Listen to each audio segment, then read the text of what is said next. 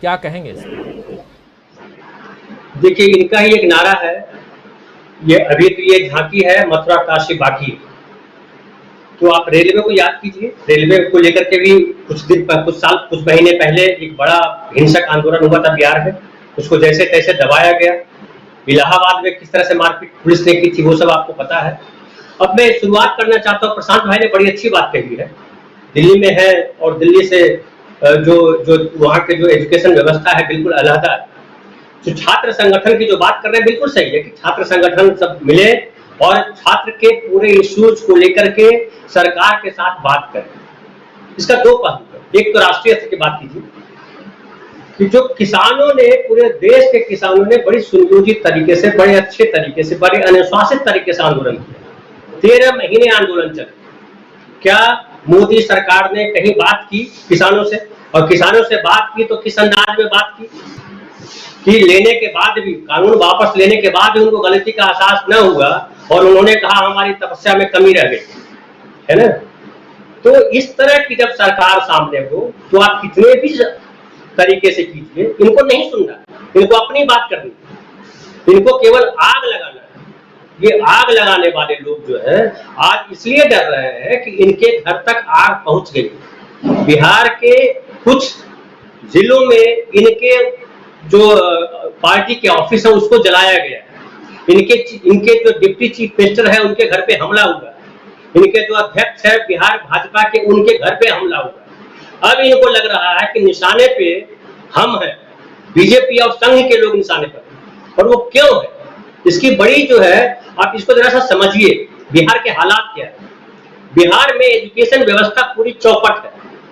किसी सरकारी स्कूल में, किसी कॉलेज में पढ़ाई नहीं होती है। जो छात्र संगठन की बात कर रहे हैं, जब छात्र कॉलेज आएंगे तब तो संगठन बनेंगे। और जो छात्र जो पढ़ाई कर रहे हैं और एक छात्र है जो पढ़ाई के बाद तैयारी कर रहे हैं नौकरियों के लिए। आप सब जानते हैं कि बिहार में रोजगार क्या है, रोजगार है नौकरी। वहां के बच्चे पढ़ाई करते हैं, पढ़ाई करके नौकरी पाना चाहते हैं। तो वहां दो तरह के वर्ग है, एक शहरी वर्ग है और एक ग्रामीण वर्ग। गांव में ज्यादातर लोग वो हैं जो किसी भी जाति के हो, वो ब्राह्मण भी है, राजपूत भी है, भूमियार भी है, पासवान भी है, कुर्मी भी है, कोयरी भी है, सारी जाति के लोग तो छूट गए हैं, गरीब लोग हैं। ये जो 80 करोड़ लोगों को तो ये मोदी जी बड़े गर्व से बता रहे थे कि हम जो है खिला रहे हैं, मुफ्त भोजन दे रहे हैं, वो है वहां गांव में रह रहे लोग। उनके बच्चे जो है 12वीं करके, 10वीं करके, ग्रेजुएशन करके, मतलब डिग्री लेकर के, पढ़ाई का क्या स्तर है वो तो आप जाइएगा तो बिहार में पता चलेगा कि हर जगह कोचिंग सेंटर खुले हुए हैं।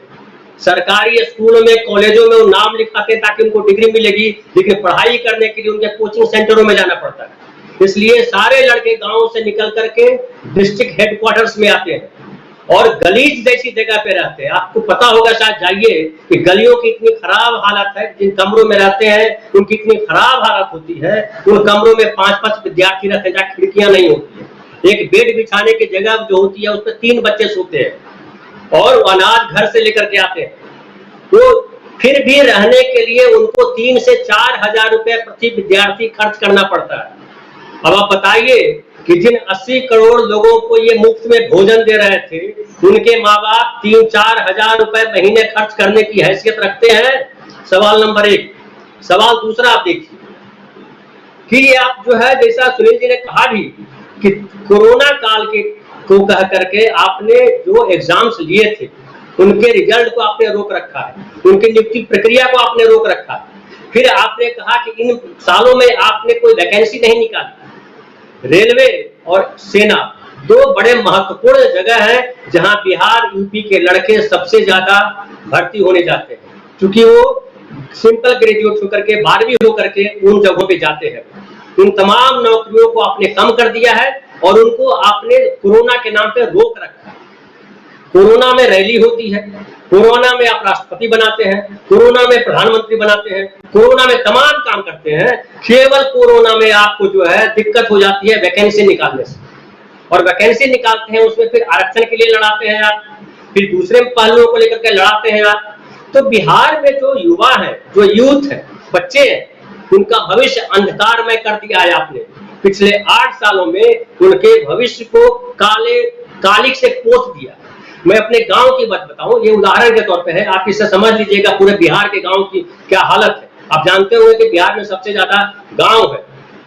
हमारे गांव में सुबह 5 बजे से बच्चे जो जो 18 साल के हैं, 20 साल के हैं, 21 साल के हैं, 17 साल के हैं, वो लड़के दौड़ते हैं सुबह 5 बजे निकल करके, फील्ड के ग्राउंड के चक्कर लगाते हैं, सड़कों पे दौड़ते हैं ताकि वो एयरफोर्स में जा सके, ताकि वो सेना में जा सके, ताकि वो दूसरी नौकरियों में जा सके, और रेलवे की तैयारी करते हैं। तो आप जाइए वहाँ जो कोचिंग सेंटर है सब जगह तैयारी करवाते हैं। आप देखे पिछली बार भी आपने जब रेलवे का आंदोलन हुआ था तो देखा होगा वहाँ फलाना खान सर और फलाना सर को पकड़ने की बात कही गई थी और कहा गया था कि इन्होंने ही भड़काया। तो ये जो टीचर्स हैं उनकी वजह से उनको लगता है कि हमको नौकरियां मिलेगी कम से कम रेलवे में और इसमें। आपने क्या किया? आपने तमाम नौकरियों को खत्म किया, कमजोर किया। तो वो आक्रोश कहाँ जाएगा? उनको अब नहीं दिखाई पड़ रहा। उनके माँ बाप को लग रहा है कि अब क्या होगा। और एक जो बात कही उसने, लड़के ने, जो कन्हैया कुमार ने बात कही कि अगर आपको नौकरी नहीं मिलेगी तो शादी मुश्किल है, बिल्कुल सही बात कही। ये हालांकि मजाक के तौर पे आप इसको ले सकते हैं बाहर के लोग, लेकिन बहुत सीरियस इशू है। रोजगार अगर नौकरी उनके पास नहीं है तो क्या करेंगे बिहार के लड़के? इसलिए बिहार के लड़के आंदोलन पे, और आंदोलन ये और बढ़ेगा। अब एक और बात मैं कहूं, मैं भी हिंसा का समर्थक नहीं, मैं खुद गांधीवादी व्यक्ति हूं। मैं कहता हूं सबसे कि आप हिंसा मत कीजिए, चूंकि आप राष्ट्रीय संपत्ति का नुकसान कर रहे हैं।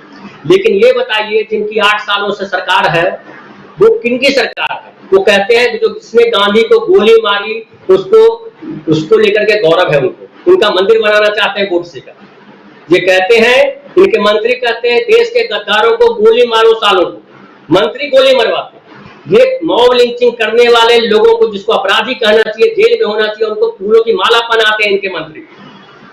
और ये मुसलमान के नाम पे, कभी दलित के नाम पे, कभी फलाना के नाम पे हिंसा फैलाते हैं। और हिंसा केवल लाठी डंडे गोली से नहीं होती। आपको ट्रेन जलती दिख रही है तो आपको हिंसा दिखाई पड़ रही है, लेकिन इनकी जुबानें कितनी हिंसक, इन्होंने कितना हंगामा किया है बिहार में, इसका अंदाजा लगाइए।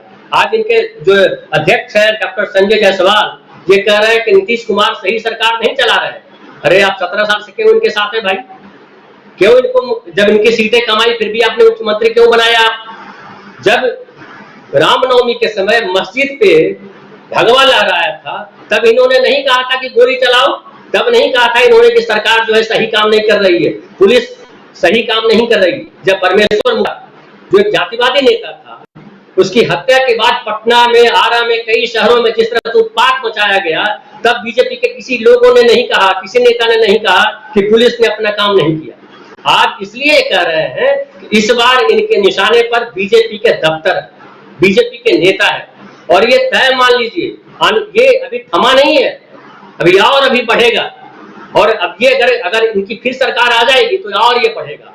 और इनको जो राहुल गांधी ने कहा है कि डंडे मारेंगे, वो डंडे मारेंगे, इनको भागना मुश्किल हो जाएगा।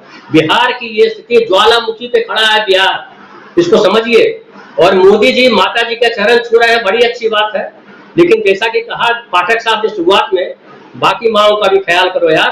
आपकी माँ और बाकी की माँ क्या है? वो लड़के जो मारे जा रहे हैं, जिन लड़कों को आप धमका रहे हो कह करके कि अगर FIR दर्ज हुआ तो नौकरी नहीं मिलेगी, तुम पे FIR दर्ज हो तो तुम मुख्यमंत्री बन जाओगे, है ना? और लड़कों पे FIR दर्ज होगा तो उसको नौकरी नहीं मिलेगी। ये कानून की बात करते हैं, आप न्याय की बात करते हैं। आप न्याय की बात नहीं करोगे तो मारे जाओगे। लिख लीजिए, खूनी क्रांति इस देश में नहीं हुई इसलिए कि गांधी थे। आपने गांधी पे पेशाब किया, आपने गांधी को बर्बाद किया। और अगर अभी कोई गांधी नहीं है आपके सामने, देश की जनता बितक गई तो बहुत मुश्किल हो जाएगा। मुझे ये खतरा लग रहा है कि देश कहीं गृहयुद्ध वाली स्थिति में न फैल जाए। और यह अगड़ा पिछड़ा भी नहीं होगा राजीव जी, क्योंकि अगड़े भी और पिछड़े जो गांव में छूट गए हैं वो सब नौकरी चाह रहे हैं। उनके सामने जीवन जीने का सबसे बड़ा सवाल है, इसको एड्रेस नहीं कर पा रहे हैं मोदी जी।